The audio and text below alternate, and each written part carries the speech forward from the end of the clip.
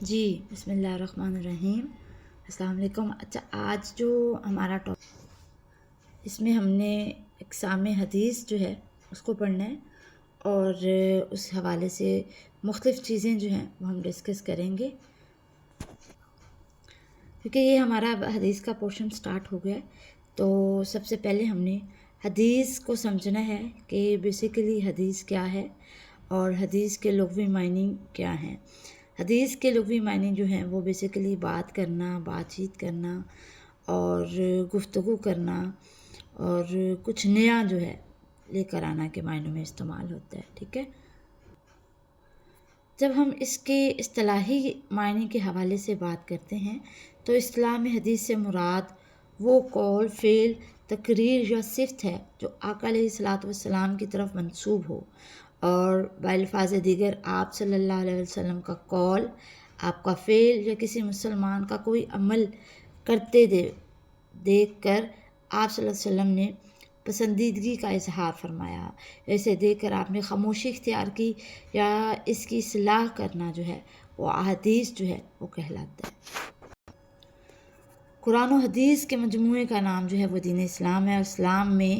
ان دونوں پر عمل کرنا جو ہے وہ لازمی ہے، اور اس میں دنیا اور آخرت دونوں کی ہی جو فلاح ہے۔ اب حدیث جو ہیں اس کی اقسام کے حوالے سے جب ہم بات کرتے ہیں تو حدیث کی جو اقسام ہیں وہ عام طور پر 3 اقسام ہیں، جس میں حدیث قولی ہے، حدیث فعلی ہے اور حدیث تقریری ہے۔ حدیث قولی سے مراد وہ تمام تر روایات ہیں جس میں نبی علیہ الصلوۃ والسلام نے کسی کام کے کرنے کا حکم دیا ہو، اور اس حدیث کو جو ہے وہ حدیث قولی کہا جاتا ہے۔ اس کے بعد حدیث فعلی ہے، ایسی روایات جس میں نبی کریم صلی اللہ علیہ وسلم کے فعل کا تذکرہ ہو، وہ حدیث فعلی کہلاتی ہے۔ اور حدیث تقریری، ایسی روایات جس میں نبی علیہ الصلوۃ والسلام کے صحابہ کا وہ عمل درج ہو جو آپ صلی اللہ علیہ وسلم کے سامنے کیا گیا ہو اور آپ صلی اللہ علیہ وسلم نے اس سے منع نہ فرمایا ہو، یہ حدیث جو ہے وہ حدیث تقریری جو ہے۔ اب کچھ لوگ جو ہیں وہ احادیث اور سنت جو ہیں ان کو ایک ساتھ ہی جو ہے وہ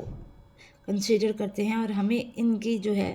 وہ معنی کو سمجھنا جو ہے وہ بہت زیادہ ضروری ہے کہ حدیث میں آقا علیہ الصلوۃ والسلام کے اقوال شامل ہوتے ہیں، ٹھیک ہے، اور حدیث